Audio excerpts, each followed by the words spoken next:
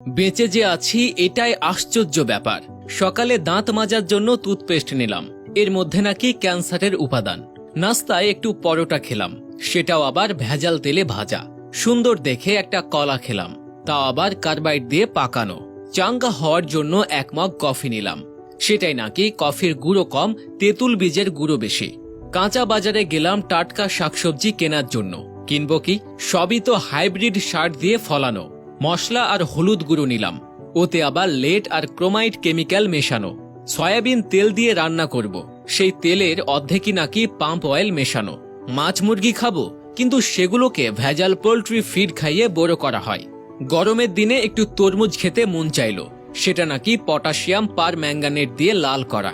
বাচ্চাকে আমলিচু খাওয়াবেন, ওগুলোও তো আবার ফরমালিন দেয়া।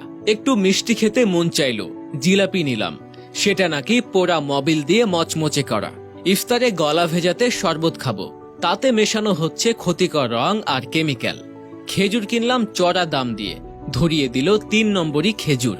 ইফতারে মজা করে মুড়ি মাখানো খাবো, সেই মুড়ি ইউরিয়া দিয়ে ফোলানো। সরিষার তেল দিয়ে মাখিয়ে খাবো ভেবেছিলাম, সেই তেলেও তো ভেজাল। সুন্দর দেখে বড় বড় পেঁয়াজও কিনেছিলাম, খেয়ে মনে হলো বড়া খাচ্ছি। আলুর চপে আলুর নাম গন্ধ নেই, বেগুনিতে বেগুন খুঁজে পেলাম না। সবজির চপ মুখে দিয়ে মনে হলো খড়কুটো চিবাচ্ছি।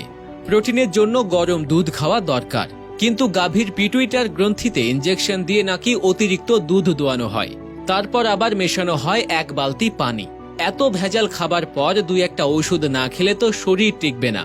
কিন্তু ওষুধ যে খাবো, বেশিরভাগই ওষুধ খেলেই হয় সাইড ইফেক্ট, বাকিগুলো আবার শরীরে কাজই করে না। ওষুধ খাচ্ছি নাকি স্বাদবিহীন কাশির ট্যাবলেট খাচ্ছি, সেটাও একটা সন্দেহ। ভেজাল দিয়ে পেট ভরিয়ে বসে বসে ভাবছি এ পর্যন্ত বেঁচে আছি কিভাবে। চিনি আর লবণ দেখতে কিন্তু ঝরঝরে সুন্দর, অথচ সুন্দর দেখাতে গিয়ে এই দুটো খাদ্য আর খাদ্য নেই, হয়ে গেছে ক্ষতিকর রাসায়নিক পদার্থ। 3 বেলা করে খাচ্ছি কেবল বিষ। হাতের জীবাণু দূর করার জন্য হ্যান্ড স্যানিটাইজার মাখবো, সেটাও নাকি নকল। পানি দিয়ে হাত ধোবো, সেই পানির সাথে আসে দানা দানা ময়লা। সবজি কিনতে গিয়ে ভালো দেখে বেছে বেছে নিলাম, বাসায় এসে দেখি সব পচা। চিন্তায় পড়ে গেলাম, এ কেমন জাদু?